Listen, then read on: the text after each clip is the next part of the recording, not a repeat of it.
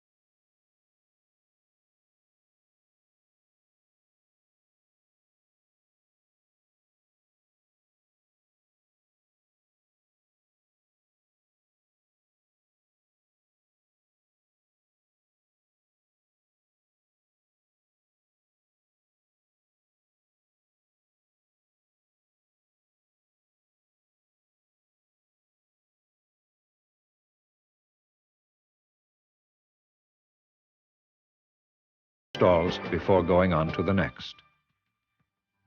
Every 20 seconds, an engine arrives at the drivetrain line. Robots attach alternators, install V-belts, and later tension them. Other robots bolt engines and transmissions together and attach the starter motors. Increased automation has resulted in the development of many new assembly processes. For example, the engine, transmission, drive axles, and steering rack are assembled as a unit on the subframe. Tow is adjusted automatically to the closest possible tolerance. Here, a robot lifts and positions front body assemblies, a job once requiring 4 men. Batteries are also installed by robots and bolted into position. Doors that were once welded together are now bonded to ensure extra corrosion protection, and the adhesive is applied completely by robots. Every day, 18,000 meters of brake tubing are shaped for Golf and Jetta brake lines. Precision is vital, and newly designed machines perform the task swiftly, accurately, and economically. To maximize space utilization, a new, larger 14.5-gallon fuel tank is molded to fit snugly under the body. Here you see the tanks being automatically positioned and bolted into place. The pre-assembled drivetrain is precisely positioned and bolted to the body. Rear axles are also mounted automatically. A robot installs and secures the spare tire. Another machine positions the wheels, installs the bolts, and torques them. Volkswagen's Wolfsburg facility, among the world's most advanced vehicle production centers. A fascinating example of how Volkswagen is using automation to achieve greater productivity and higher product quality. As you know, the new Golf is being manufactured right here in America at Westmoreland, Pennsylvania. And although the production process is not as automated there as it is at Wolfsburg, the objectives, as well as many of the techniques used, are the same. Volkswagen's design objectives for the Golf were simple: retain all the advantages of the Rabbit and set new standards in the areas of space utilization, interior comfort, and driving performance. To provide increased passenger room and comfort, along with additional cargo capacity, the vehicle had to be made larger. Compared with the '84 Rabbit, Golf is nearly 5 inches longer and more than 2 inches wider. And almost all of this additional size was devoted to enlarging the interior and increasing cargo capacity. Golf's overall exterior look is rounder, smoother, more aerodynamically refined. Through extensive research and development in Volkswagen's Wolfsburg wind tunnel, Golf's drag coefficient has been reduced by 18% to 0.35. And you can't fully comprehend just how much of an achievement that is until you take into account Golf's larger size.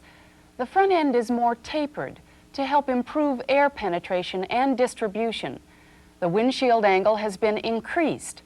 The vent windows flush mounted. New rear-view mirrors are designed to help reduce wind resistance and keep the side windows cleaner.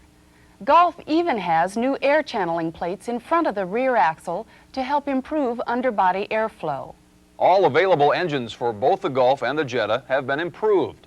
For example, the standard 1.8-liter fuel-injected engine features such advancements as lighter pistons, longer connecting rods, and larger valves, and all contribute to the engine's increased power, flexibility, and smoothness.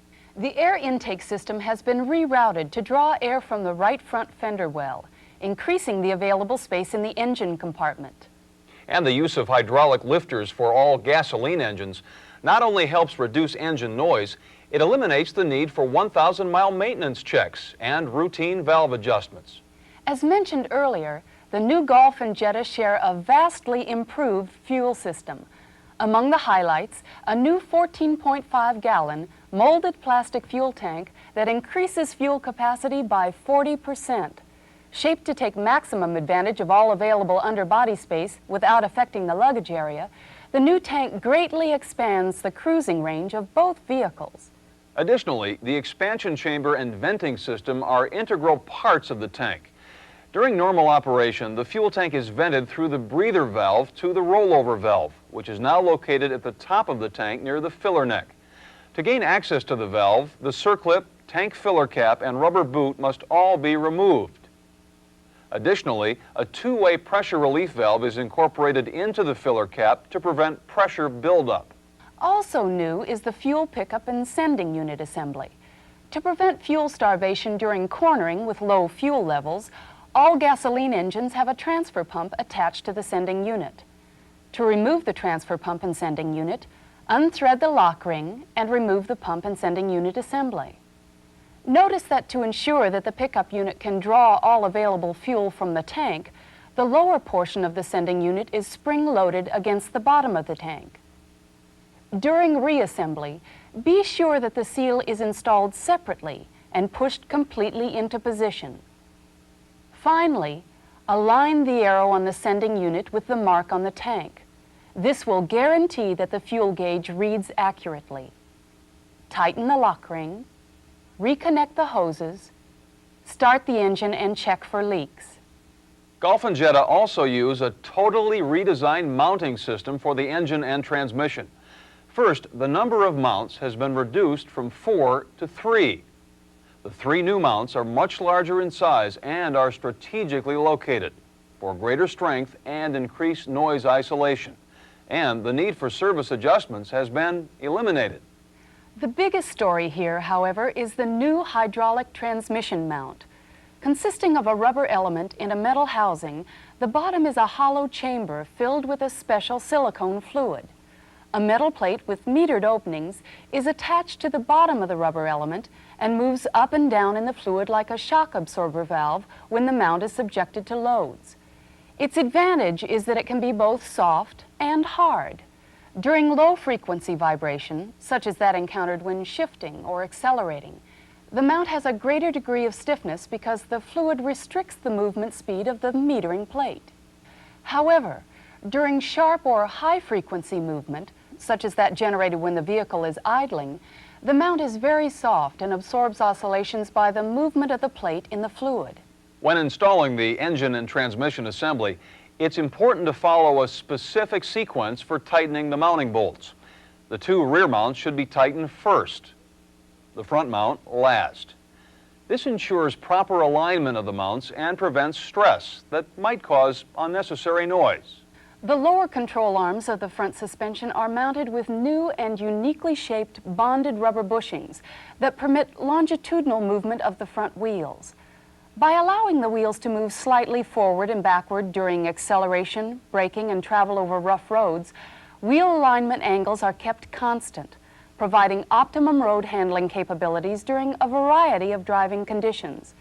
If the lower ball joint has to be removed or replaced for any reason, always mark the position of the lower ball joint bolts before removal, and on reassembly, reinstall the ball joint in its original position. If the lower control arm has to be replaced, the ball joint will have to be positioned in the center of the mounting slot to ensure exact track dimensions and maintain precise CV joint tolerance. Golf and Jetta also have new rear suspensions. The springs and shock absorbers have been modified to increase suspension travel by 6%. Additionally, both vehicles have V-profile torsion beam rear axles with integral trailing arms similar to the Quantums. The advantage of this design is that rear wheel camber and toe remain virtually unaffected by suspension movement. The torsion beam rear axle is mounted to the vehicles with uniquely shaped rear bushings that eliminate any steering effect from the rear wheels during cornering. Standard design bushings tend to deflect under lateral loads, causing the rear axle to have a steering effect during cornering. This doesn't occur with Golf and Jetta's track-correcting bushings. Instead, the lateral cornering load forces the bushings against tapered mounts, which keep the axle parallel and eliminate any steering effect. There are, of course, far too many changes, refinements, and improvements incorporated into the new Golf and Jetta to cover in a video program such as this one. So we've concentrated on some of the ones that we thought would interest you most.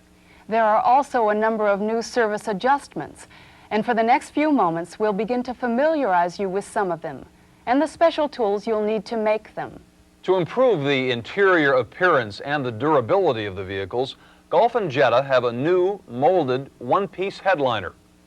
To remove the headliner, start at the front by removing the sun visor retaining screws. Next, remove the light bracket by pushing the retaining clip in to the left. Once the clip is pressed in, pull down on the light bracket and remove it. Once the light bracket's been taken off, go to the rear of the vehicle and remove the new rear trim molding. To provide sufficient clearance to remove the headliner, the screws that attach the molded trim to the top of the A, B, and C pillars must also be removed. You must also remove the bolts for the seatbelt guides from the top of the B pillars. Next, the 3 door pulls must be taken off by removing the 4 screws, 2 at each end, that are used to attach each one to the roof. Once the door pulls have been taken off, pry off the 2 retaining clips above the driver's door. Lastly, using a screwdriver, pry out the button clips used to fasten the center of the headliner to the roof. And remove the headliner by sliding it to the rear of the vehicle. Golf and Jetta have a new rubber roof molding with integral rain channel. If it has to be removed for any reason, begin by removing the molding at the rear with special tool 3107. Lever the molding up and work toward the front. Once the molding is completely free, inspect the plastic retainers and replace any that are damaged. Be sure all the clips are properly aligned before beginning reinstallation of the molding. Once they are properly aligned, Mark their positions on the roof with a soft lead pencil. Next, coat the lip underneath with a suitable lubricant and begin installation at the rear of the car. Position the molding with a 2 mm gap at the C pillar, the B pillar on two-door models. Press in the lower rubber edge, then continue to install the molding by driving it into position with special tool number 3126. As you continue the installation, be careful to only strike the molding next to the pencil marks that you made earlier, or you'll distort the molding. There's also a special tool, number 3114, for making door adjustments. It consists of 2 threaded adapters and a lever. To adjust a door, remove the hinge bolt and install and tighten the threaded adapter 3114/2 in its place. To prevent the paint from chipping, dampen a rag with synthetic resin thinner and wrap it around the hinge. Then, allow it to set for a few minutes to soften the paint. Having done this, you can now use the lever to carefully align the door. However, always remember to move the lever from side to side only. Up and down movements may break the tool. If the bumper must be removed, be sure that you only remove these 2 bolts. These 2 bolts hold the cross member to the frame and should not be loosened. The final service operation that we'll show you today is the removal of the radiator support and the radiator. This will give you greater access to the engine compartment for a variety of engine repair operations. Begin by removing the new plastic grill. To do this, first disengage the 6 clips along the top of the grill and lift it out. Next, detach the hood lock cable, which now has a ball at the front end and is no longer adjustable. When the retainer has been unclipped, the cable is completely separated from the front end. Once the cable has been detached and separated from the front end, remove the bolt from underneath the bumper. The upper radiator retainers, the upper bolts, the front bolts, and finally disconnect the headlight wires. Having done this, the complete radiator support can be taken off. Next, it's a relatively simple matter to drain the coolant from the radiator, disconnect the hoses, and remove the retainers so that the radiator can be lifted out to gain complete access to the engine compartment. We may have made the performance of the various service operations and adjustments that you've seen today look a little easier than you'll find them to be in the shop, but our purpose was to begin familiarizing you with the procedures. Still, we think you'll agree that you know a lot more about the new Golf and Jetta than you did when this program started. You've seen the dedication to quality and craftsmanship that's an integral part of Golf and Jetta's manufacture. And heard about some of the improvements that were designed into both new Volkswagens. You've also had an opportunity to see some of the new service adjustments and operations. To help ensure that you're prepared to support a successful introduction, Volkswagen of America's Service Department has developed a comprehensive introductory information package.